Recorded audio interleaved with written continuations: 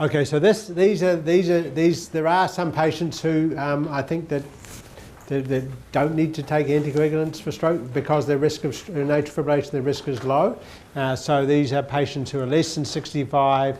They have no other evidence, clinical evidence of cardiovascular disease, and no other stroke risk factors. They've not had a stroke. So that's your patient, but and I think so. It's not just automatically everybody gets it, but they don't actually have zero risk. It is true. So yeah. So these are the drugs, the potential drugs. Now, so we mentioned aspirin. So it has the advantages of being once a day and very easy to use, but it has the big disadvantage that it's not effective. So I think if that's the one message to take away is that, a bit of a hassle giving this oral anticoagulants. I'll just give aspirin instead, it's easier. But actually, it's a similar bleeding in the trials, similar bleeding risk to the oral anticoagulants, and doesn't prevent the risk. So warfarin, target INR of 2 to 2.5. You've got effective for stroke prevention. We know that from the RAJ trials. And you've got the bleeding risk, but you've got the disadvantages of warfarin, which most people know about, the blood tests, the need for dose adjustments, the drug interactions, and specifically the increased risk of the worst sort of bleeding, which is intracranial bleeding compared to the novel anticoagulants. So that was consistently lower. It's a small risk, but a really bad thing to happen when it happens. And then Dabigatran, you've got to remember that we've got two doses, one 50 milligrams BD or one 10 milligrams BD. So the lower dose is used if the renal function is down a bit. So the EGFR is less than 50, you'd use the lower dose, or if the bleeding risk was high, or thought to be high, or the very older patients, older than 80. The problem there is that some people do get GI side effects, and you can't use them in mechanical valves. So that actually was tried, and the valves clot up. So it doesn't seem to prevent the thrombus on the valve. So I think people know that now, but they certainly didn't a couple of years ago, and there was a few problems. Is it just for the mechanical valve? Just the mechanical valve. So it's okay if you've got valvular heart disease, and if you've got a bioprosthetic valve, it's okay, because you don't need to anticoagulate those. So it's just the mechanical valve. They're not licensed or anything for any valvular AF. Yeah, that's true. But it's actually the general consensus, including my own, but generally, is that they're actually okay. There's no reason not to use them if you've got. So traditionally, people have said valvular AF and non-valvular AF, and all the studies have been non-valvular AF, as if that's somehow different. Now it is different, and the valvular AF is often the valve problem is somehow related to the cause of the AF. And it is different in some valve problems specifically need different anticoagulants for their own reasons. But otherwise, it's actually not different. The blood clot's still forming in the atrium in the same place, and it still causes stroke in the same way, and it's still benefited by the same treatment. So the actual consensus now is that for valvular heart disease, not mechanical valves, but other valve disease, you can treat it the same way. But it's relevant, obviously, you have to think about the valve disease, and obviously if you've got new AF, that is actually, and you've got severe mitral regurgitation, that's actually an indication for surgery. So you've got to think about the valve disease, obviously, and sometimes the onset of atrial fibrillation is the first clinical manifestation of an important structural heart disease. So that's important to think about, but not necessarily in terms of the treatments. And I mentioned the factor Xa inhibitors. I think they are available. I think people just have to pay for them. So if people if there's intolerance to the Pradaxa, then I think that that's a consideration as the factor Xa inhibitors. They're certainly well tolerated. People coming out of hospital who've had pacemakers put in seem to all have been started on warfarin. Is that just a preference, that they're doing that, or is it something about putting in a pacemaker? Or like I've never seen them come out started on Pradaxa, they all come out orphanized. Yeah. I won't ask which hospital. So there's one key thing about a pacemaker, and that is the pacemaker can make the heart rate regular, because you're pacing but it doesn't, usually a pacemaker doesn't make the atrial fibrillation go away. So the pacemaker itself doesn't fix the thromboembolic risk. So the pacemaker is put in to stop the heartbeat going too slowly.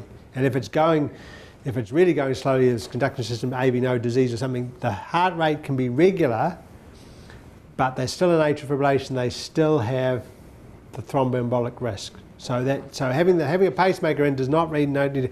Theoretically, they could be on Praxbind, they couldn't. Yeah, they could, and there's no reason why not, and the pacemaker doesn't make any difference to the anticoagulation anyway, so I think it's just personal preference probably of whoever's putting the pacemaker in. So the HAS-BLED score, so the flip side of anticoagulation obviously is the bleeding risk, and the HAS-BLED score is one of the standard scores used to rate your risk of bleeding. Actually, the CHA2DS2-VASc score is a pretty good bleeding risk score as well. So actually, the higher your CHA2DS2-VASc score, the higher the bleeding risk. So basically, the cumulative number of comorbidities you have, the higher the bleeding risk.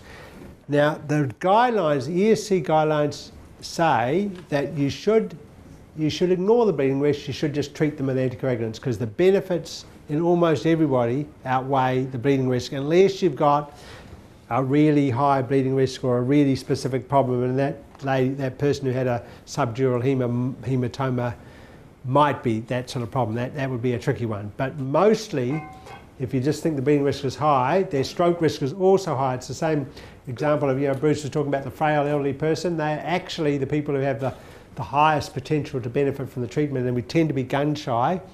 And particularly the risk of falls. Notice falls risk is not in here. And risk of falls, even though you fall over, you get a nasty bruise, they are the people who have the strokes. And that they almost certainly, they should be on an anticoagulant. They shouldn't. The risk of falls is not regarded as a reason not to be on the anticoagulant. But what the HAS-BLED should be, and maybe not, the HAS-BLED is not ideal for this, is you've got to think, what can we do to reduce the risk of bleeding? And so there's a few things here that are relevant. So the first thing is hypertension. So if the blood pressure is very high, that increases the risk of bleeding, and particularly intracranial bleeding. So it's important to actually lower the blood pressure. So that will reduce, well, we think it'll reduce the bleeding risk. So, and you probably, if the blood pressure is sky high, you probably should get the blood pressure down before you start the anticoagulant. Now the renal function is really important, because you don't want to get the wrong dose of the drug. So you don't, and obviously you have to be careful about the dose if the EGFR is low. The bleeding, well, prior bleeding is actually, obviously that's a very individual thing, but what you've got to really think of is how, what do I do to reduce, is that a recurrent risk? How big a risk is it, and can there be anything to do to fix it? So there are, a lot of those risks are fixable, but one of the things might be, for example, if you have a prior GI bleed, do they need to be on a proton pump inhibitor? Should they be on a proton pump inhibitor either? What's the risk of it happening again? Is there a recurrent risk? So on. But that's a judgment, and I don't know the answer. Labile INRs, so fluctuating INRs, in my opinion, well, obviously you can either try to get that sorted, or switch to a drug that's not going to be, I think that's a reason to consider Praxbind if they've got the labile INRs. You can't do much about increasing age, and theoretically you can do, well, drugs or alcohol are important. So alcohol, at least in theory, you can ask people to modify their drinking, but I think the drugs are really important. So aspirin, so many people are on aspirin. When you start the warfarin, you've got to look, do they really need the aspirin? Why are they on the aspirin? If it's because, most people, when you start warfarin, stop the aspirin. Most people. The only reason you really keep it going is if they've had a recent coronary stent, And if it's, even if the stent's longer than a year, you can probably stop it even then, particularly if they've got a high risk.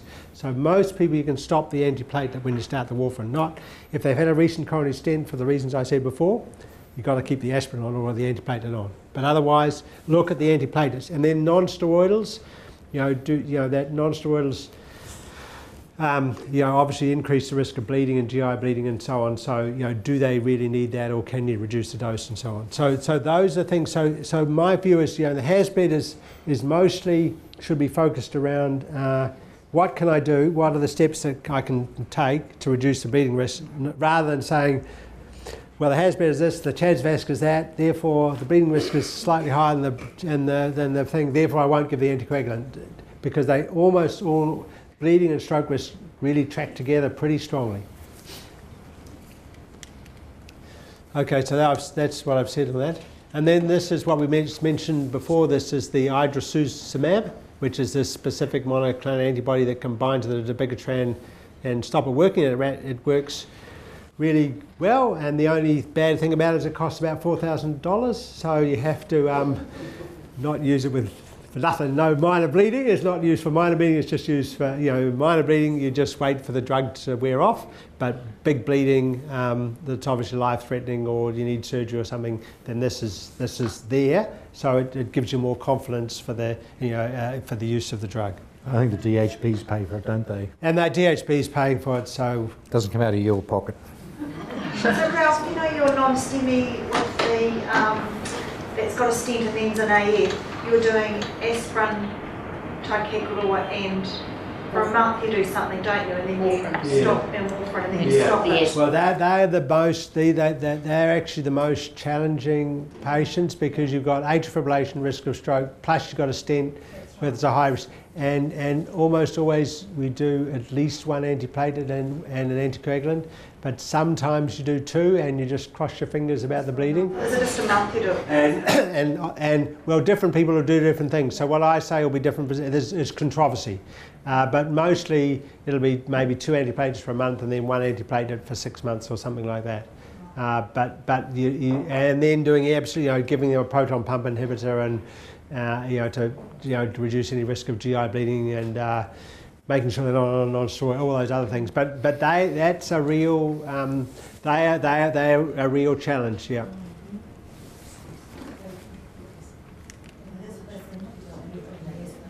So this is getting back to that question of why do we worry about heart rate control? So there's two major reasons for the heart rate control and atrial fibrillation, both related to the inefficiency of the heart part job, which is to pump the blood. One is symptoms, so patients get symptoms of palpitations or shortness of breath. If they're much more late, their symptoms are very often controlled with just controlling the heart rate, not always, but that will often make it better. And then there's this condition called rate-related cardiomyopathy. So if the heart is going along at a fast rate for a prolonged period of time, it basically gets weak and fails. So you can get a cardiomyopathy related to a persistently high rate. So we certainly see that with uncontrolled atrial fibrillation with people that don't know they're in atrial fibrillation. They're going along at 140 and that's been for 6 months, the ventricle will slowly get worse. And then when you control the rate, the good thing is when you control the rate, the left ventricular function gradually improves. And then we see that with other sorts of atrial tachycardias and so on. So that's called rate-related cardiomyopathy. So if the LV function is down, or but that's the other reason that it's very important to control the rate. So we normally say the target is less than 90, but the trials show that it needs to be less than 110. So if you really need to get I think aiming for 90, then you'll be less than 110 is what you should try to aim for to get the heart rate down. And the medications, the old-fashioned medication for this was digoxin, but digoxin is not very good at preventing the heart rate increase which occurs with stress. So in exercise, it's much more likely to go. And also it's causes lots of there's toxicity problems, and especially with old people with renal impairment, there's a risk of digitoxicity. If something happens, intercurrent illness, the renal function goes off. So the drugs we preferred to use would be a beta blocker, which blocks the stress response as well. So that and a calcium antagonist, diltiazem. Or a combination. But you've got to be very careful of a combination. Obviously, you don't get excessive heart rate control. So that's rate control medication. The other ones you can use are second line digoxin or amiodarone is normally used for keeping person in sinus rhythm, but it does slow the rate. But we've got to be aware of the side effects over the long term. So these drugs we know they do have side effects, but they don't have side effects that accumulate over time, which is the concern with amiodarone. So that's rate-related cardiomyopathy and the importance of rate control and why, but usually, Okay, so here's another case. So 48-year-old man, normally well. He presents suddenly with a rapid palpitations for 2 hours. He feels pounding in the chest and lightheaded. His heart rate's 120 and his blood pressure's 115. So the question is, well, it sounds like he's got a tachycardia, his heart's racing along, he's not feeling so well, so we need an ECG. And then this ECG happens to show atrial fibrillation as well, so a rapid rate, so a narrow QRS complex, so that's supraventricular, but the RR interval is irregular. Even though you see things that look like P waves here, maybe here, you think, oh, that's a P wave, what is that? But if there's no consistency in that, you can say probably atrial fibrillation. Of course, you could have other diagnoses, so this is, well, what's this one? Yeah, it's SVT, so you can say it's supraventricular because there's a narrow QRS complex, and you can see something that looks like a P wave upside down at the end of this T wave here. So that could be two mechanisms for this. Actually, it could be atrial, it probably is atrial flutter with 2-to-1 block, yeah. Yeah, so there's atrial flutter, but so it's either a flutter wave going round and round the atrium, very fast, and then every second one is conducted through to the ventricle, which is this one, or the other SVT is where there's a reentrant circuit that goes between the atrium and the ventricle round and round, and that's where it goes fast. So you can, how would you, well, if this is atrial flutter, how would you stop that? The onset is just like within 2 hours onset. There's a very low risk that you would have for maybe clotting, so basically you just sedate and cardiovascular. Yep. Yep, so, yeah. Yeah, so that was the previous one. So this is the atrial fibrillation. So so if somebody goes into atrial fibrillation and they've had it for a short time, so the question then is, so in the short term, the risk of a stroke is low, but even if they've had one episode, you still have to consider the CHA2DS2-VASc score, and so because let's say their CHA2DS2-VASc score is above 2, you'd say even if it went back to sinus rhythm, you'd have to think, well, should they be on preventive treatment? And then he's symptomatic, he's clearly symptomatic, he's not feeling that great and so on. So I suppose in that situation the simplest thing is to send him off to the hospital, and we would probably give an intravenous flecainide, an antiarrhythmic drug to try to flip it back to normal, or an oral drug to try to flip it back to normal. If you're just patient and relax, I said serenity, relax and not do anything for a while, there's a fair chance it'll just flip back to normal of its own accord.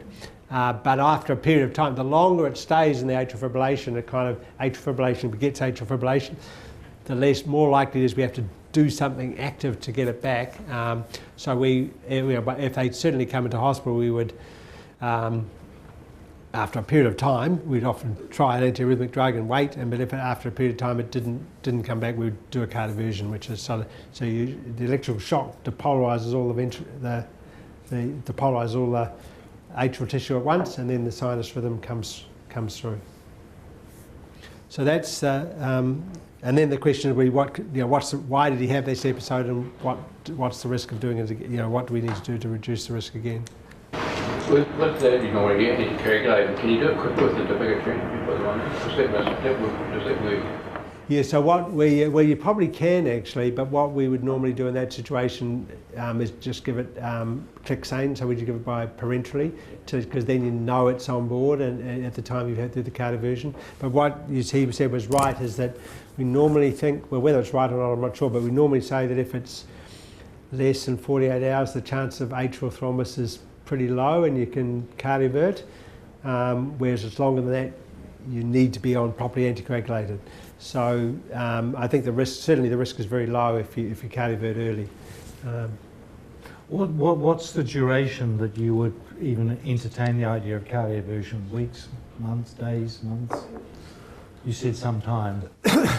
Well, I think that after you've been in atrial fibrillation for longer than about 6 months, the chances of you being able to get back to normal would be Okay, so you do cardiovert even under 6 months? You could cardiovert under 6 months, it depends on the circumstance. Right. But actually we don't see that very often, because the reason you cardiovert is that people are symptomatic.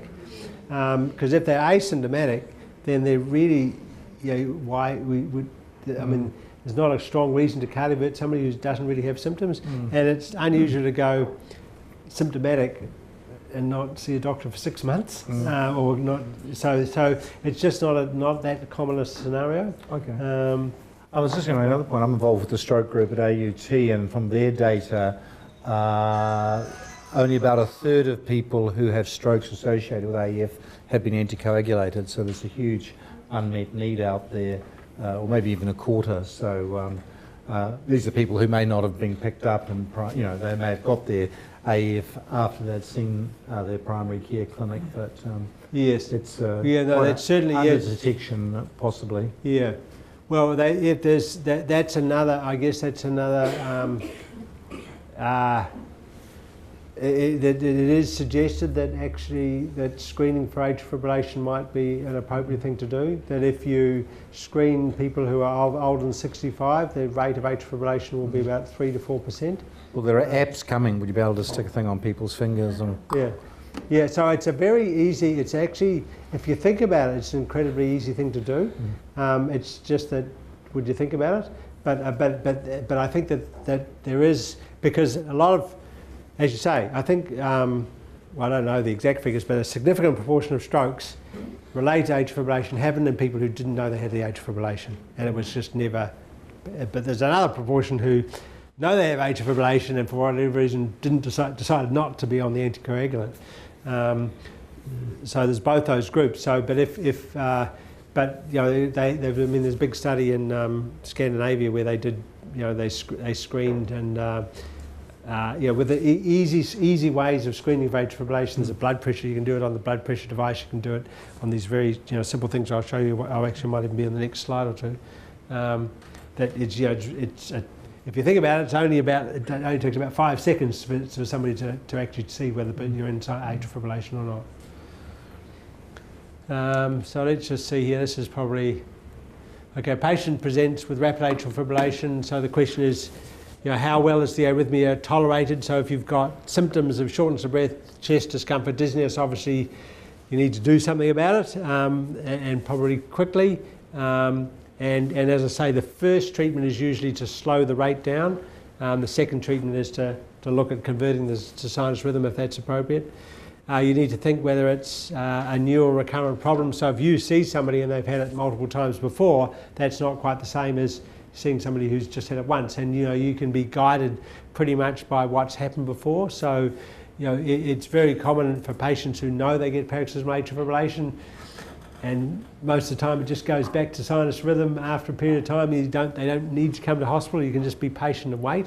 A pill in a pocket approach is sometimes used, where you take a dose of flecainide at the time, and then that will increase the chance of it going back to sinus rhythm, and you're just patient. The atrial fibrillation itself won't do too much harm, as if it's not causing too many symptoms, and if the patient's anticoagulated appropriately.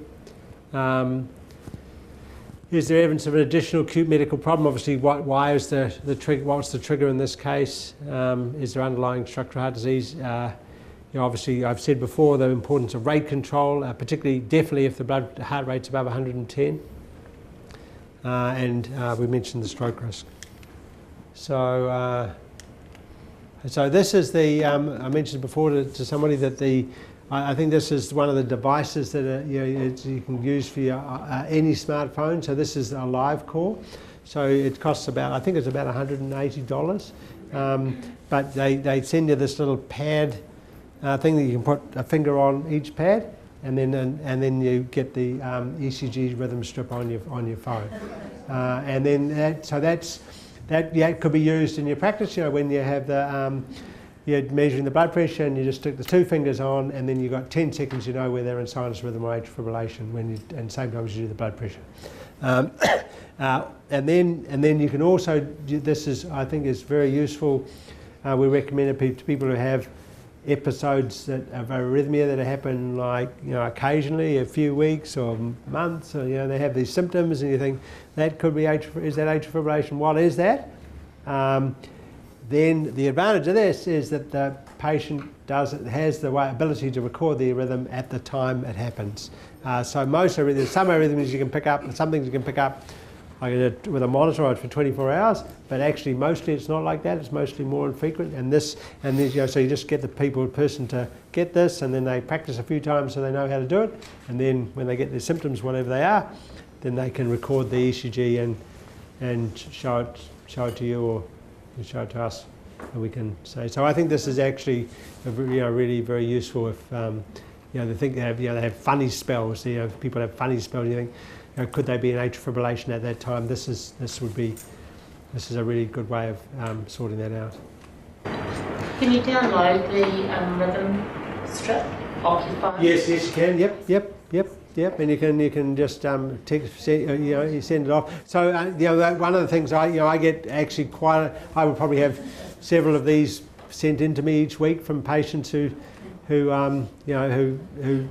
I recommended this to, and it actually shows the problem quite often. Yeah. So which company? Is that the company? That's a live core. Yeah.